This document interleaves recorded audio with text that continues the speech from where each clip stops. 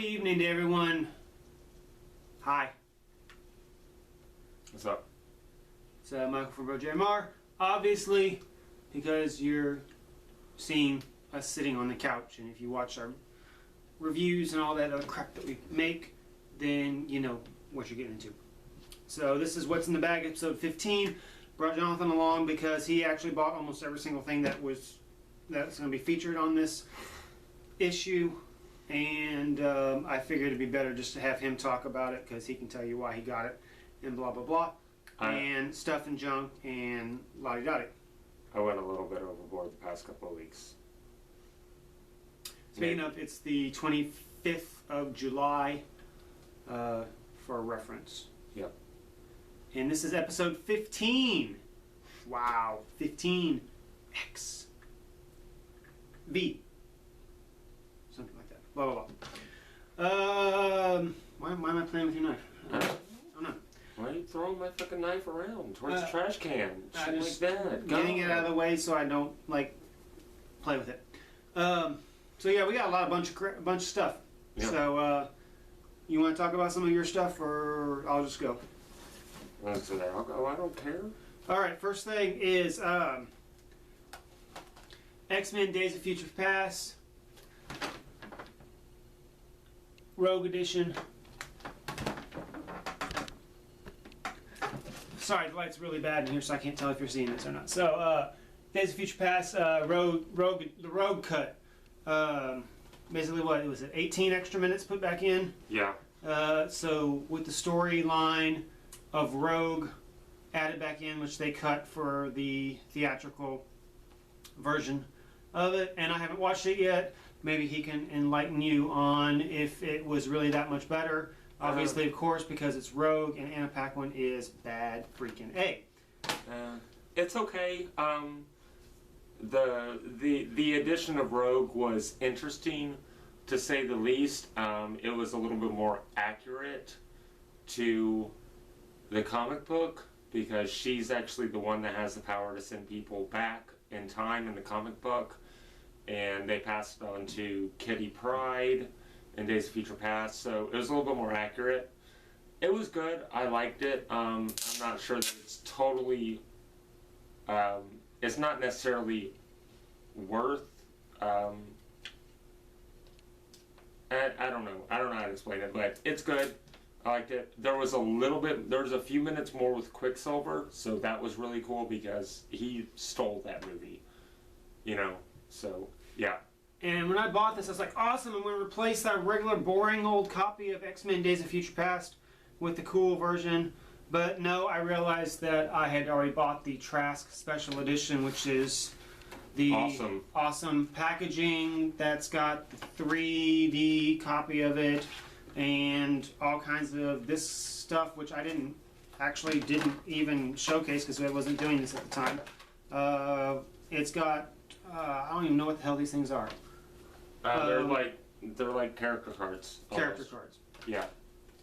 And so yeah, it's pretty cool. It's a pretty cool special edition. And yeah, you're not going to be able to find it now because that was a Best Buy exclusive, and they had a very limited amount of them. And so, but I had forgotten that I had bought that. I thought literally I may have just bought like a version, just a simple version like this, but I didn't. So it's not a replacement, it's just an addition. Yeah. Next thing is the Mission Impossible collection, or the Mission Impossible quadrilogy.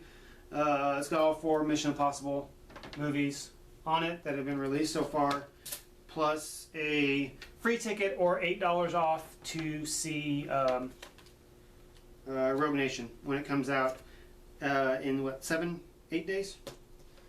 Yeah. So I need to watch Ghost Protocol before I go see that. It doesn't have all the same special features as the old DVDs, but you can just dig through there. Plus, pretty much we're getting all 4 movies for the cost of 1 movie of Ghost Protocol, which we didn't have. Yeah. Next is from the creator of Family Guy. I don't know why I haven't got this in the past 6 years since it came out or something. Seth MacFarlane's claviclade of cartoon comedy. Basically just a bunch of shorts from Seth MacFarlane. It's probably very vulgar, Yes, knowing him. it is. Not even like Family Guy vulgar, but probably like really. I don't know, some of that stuff is pretty bad, but it's funny. And this was actually Canadian. This is a Canadian version of it, but I found it for $3. DuckTales, woohoo! Volume 3. So we are now complete. We now have all the DuckTales. The only thing I'm missing is Treasure of the Lost Lamp, which I have the DVD of, but I'm missing the first one that came out, which was the Disney Movie Club exclusive, which is super rare. Now, I saw it once, but I didn't want to spend $25 on it, especially since I dropped a lot already that day on stuff. So maybe I'll get that later. And finally, what? Nothing. Just...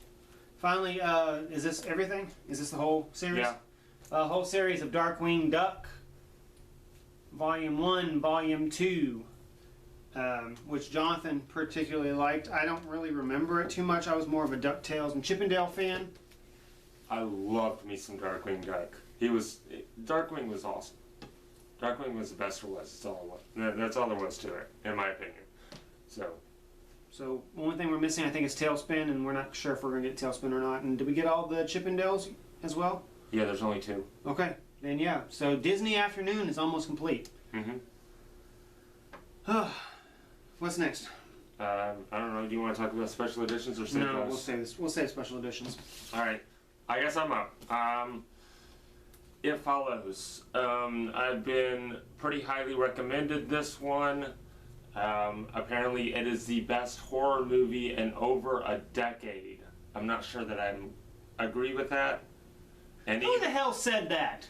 And even after I see this, I'm still not sure if I'm going to agree with that. But it's been pretty highly recommended. A lot of people said that it's very good, that it's kind of unique, and that it's got some pretty good stuff in it.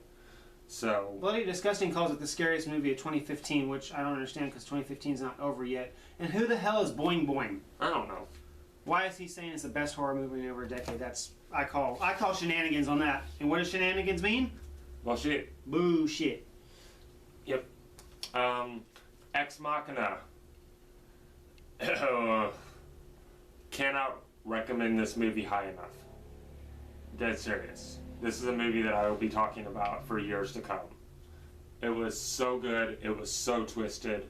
And this was one of those movies that you never saw anything coming that happens. You cannot guess what's going to happen in this movie. And it was actually the first that I've seen of Oscar Isaac, and he was amazing in it. So that's just another reason for me to look forward to the new Star Wars movie, because he's in it. And actually, Who is he in the Star Wars movie? I think he's a bad guy. I think he's a villain. Oh, okay. And Domhnall Gleeson is in it too, who was from the Harry Potter movies. He was Bill in the last Harry Potter movie, and he was also fantastic in Dread. So yeah. Criterion's. Barnes & Noble had their Criterion sale, so I went and picked up the 4 main ones that I've been wanting, that I've been missing. And tell them, what is the Criterion, Barnes & Noble Criterion sale? Barnes & Noble Criterion sale is half off, which is fantastic. Basically buy one, get one free, since they're all the same price, pretty much. Yeah, especially since they are $40 a piece normally. I wait for Barnes & Noble to have their sale, which they do about twice a year. And this was the second time they did it this year. I missed the first time they did it this year. It was like in February, I think. So I will have to be waiting until sometime next year before I pick up any more. I usually do about 4 a piece every time. Mm-hmm. So, but I got The Big Chill. Fantastic movie from the early 80s. A lot of good people in it. Great soundtrack. Oh, such a good soundtrack. Godzilla. Godzilla! Godzilla! Godzilla is coming! This is the original version. This is actually has the original Japanese version and the American version. So why would you want the American version if you got the original Japanese version? What is the difference between the Japanese version and the American version? In the American version, they added some more scenes with an American actor, and it does add a little bit to it. I've seen both versions before. I kind of prefer the original Japanese version, just because they were doing something very different. Japanese language with English subtitles? Yes. And there's some pretty good special features that I'm looking forward to watching on this one, especially. David Lynch's Eraserhead. I have no words to try to describe to you guys what this movie is and what it's about, except for it's really weird because it's David Lynch and he's a very strange director and writer. I've never seen it actually, so. It's worth checking out, if nothing else, just for the directing style. David Lynch has a really unique way of directing a movie. So, recommend it. And the last of the criterions that I got is The Game from David Fincher. This was a very early one from Fincher. You forgot to open these things up. You forgot the Criterion stuff actually does cool packaging. Yeah, we can open up. These two. I haven't even opened those yet. Well, those look like they're not. Those look like they're clamshells. They're pretty basic. Eraserhead is pretty simple, but it comes with a very thick book actually that has a lot.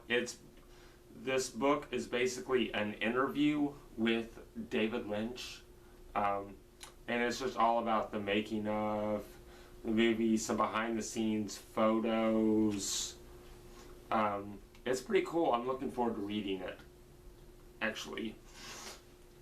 And just really high quality on the book. Really high quality. Just do it later. Yeah. The Godzilla one The Godzilla one has a pop-up. Yeah. It's a pop-up. Rawr! That is really cool. I was thoroughly impressed with that. And a little book that's just got a little article about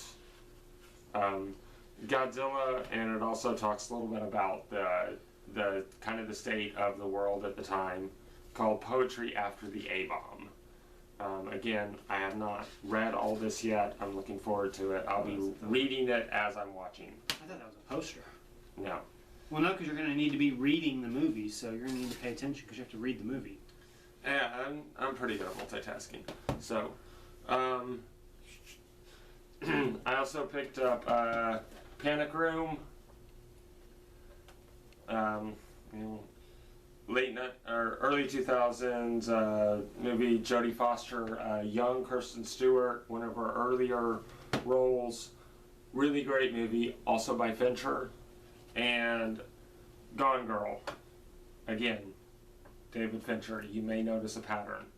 David Fincher is easily one of my favorite directors that's still working today, and I've been working on getting his entire collection of movies, which I now have, and I am considering maybe doing a marathon of his movies and maybe making some videos about it.